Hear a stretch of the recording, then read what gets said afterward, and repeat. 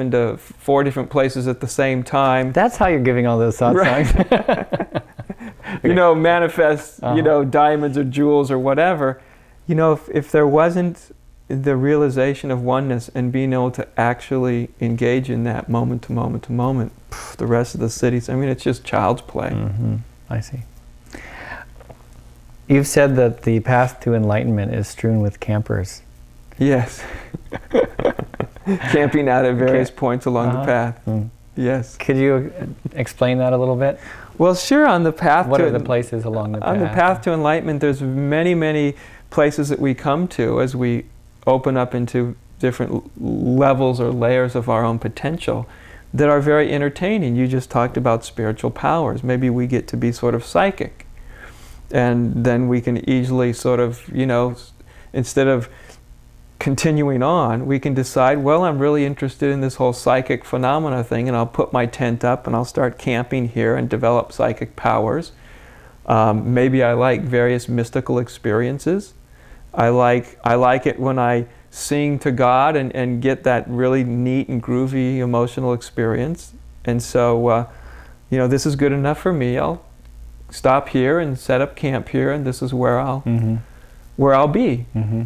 And I say, you know, wherever you set up camp, God bless you. It's just perfect, because this is a big path going absolutely nowhere. So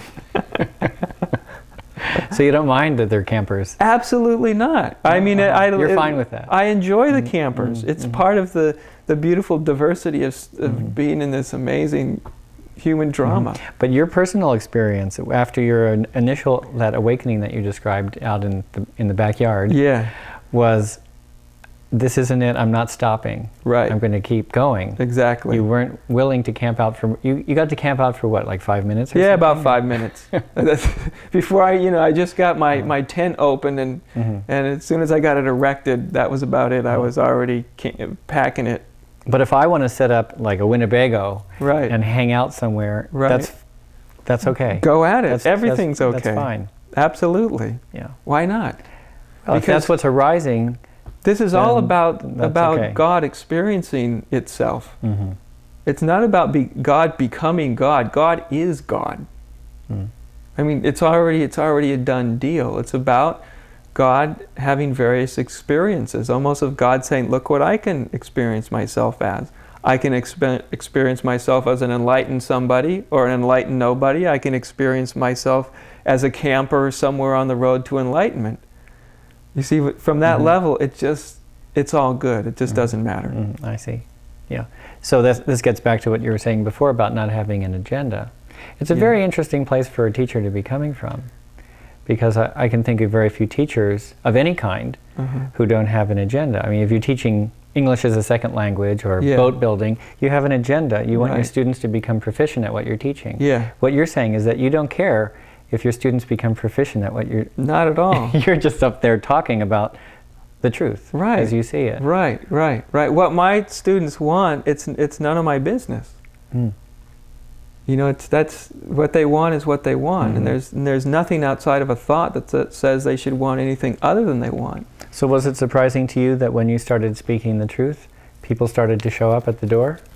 Very. It still is surprising.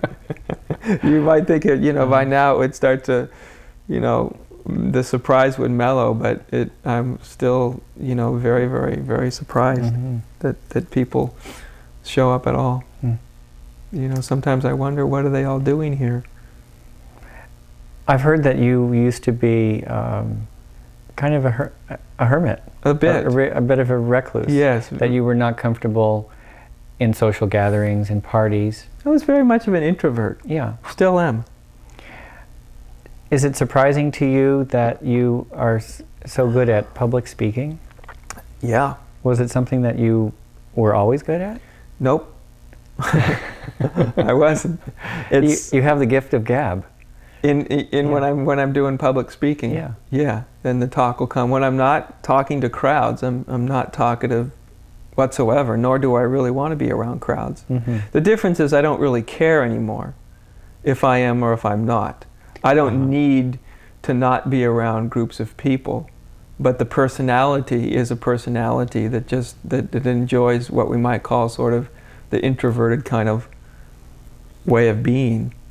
But it wasn't always that way. I mean, I came into an ease with speaking when I was in 4th grade. Well, that's pretty early on. It's very early on. Yeah, well, fortunately, I had an enlightened Buddha for a teacher, which I was in a, you've probably you're heard. a school teacher. Yeah, school, when I was with the school, very experimental class, and the short of the story is there I was in front of the class, I was going to give a speech. We were all in 4th grade, and I look at my paper that I'd written, and just one page, I'd written it out, and I got so nervous I couldn't even look at it. I couldn't see the words. It was just blank. The anxiety just overtook me. And I look up and saw that amazing teacher that was teaching this very experimental class, and he just smiled from the back of the class. And that smile was like the transmission of the Buddha when the Buddha smiled. And it just entered me. And I knew at that moment what he knew. At that moment, I knew everything's just fine. That was his smile, but it wasn't just he was transmitting. He knew that he was that, and somehow that entered into me, and I knew it too, and everything was just fine. And it was so fine that I turned the paper upside down so I couldn't even see the words if I wanted to, and I just started to speak, and it was the easiest thing in the world, and I enjoyed it, and it was just that transmission of everything's totally fine. From that point on, I never had a trouble speaking in public. Or on videotape. Or on videotape. Well, I think we're about near the end of the tape. We probably are. So, thank you very much for the interview. It's great to talk with you, Bob. It was good to talk with you. Really good. Thank you.